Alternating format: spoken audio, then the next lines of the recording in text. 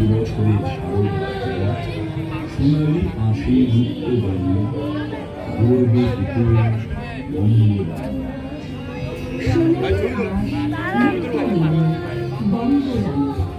তুই যা তোর সংস্কৃতির সঙ্গে প্রায় চল। জড়িয়ে যেভাবে শরতের সঙ্গে জড়িয়ে শিউলি ফুল, আগমনী গান ও কাশ ফুলের সমারোহ, বাংলায় পাটের আদুরে নাম সোনালি আঁশ। আর এই সোনালি আঁশ কিন্তু সোনা না হলেও সোনার চেয়েও দামি।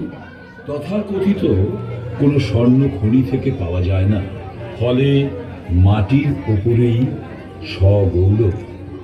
পাট আমাদের কৃষিজ সম্পদ।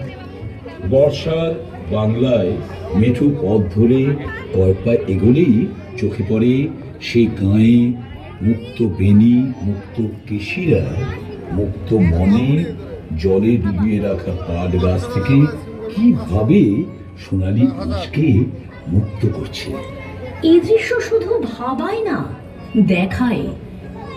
কবিগুরুর লেখনী সমৃদ্ধ সেই গানে গাথা গ্রাম বাংলার ছবি।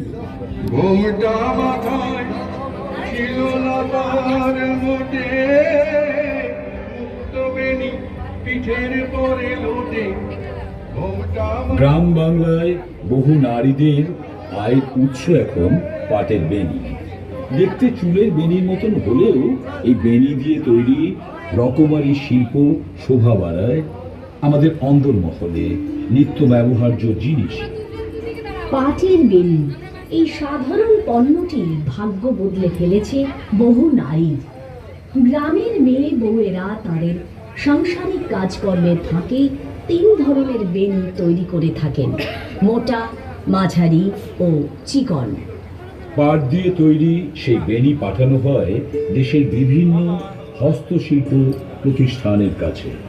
প্রতিষ্ঠানগুলো এই বেনি দিয়েই তৈরি করে ব্যাগ, পাপোশ ও শতরঞ্চির মতো বিভিন্ন পাটজাত পণ্য।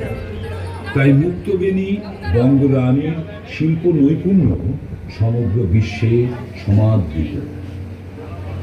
এই মুক্ত বেনি বঙ্গ ললনারাই পুরুষ তাজে নারী শক্তির বিজয় গাথা।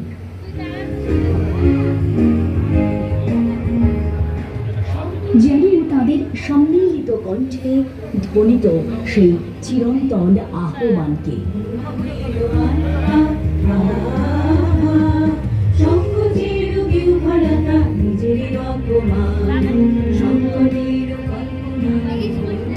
ও নিরঞ্জন দা নিজেকে জয় করব।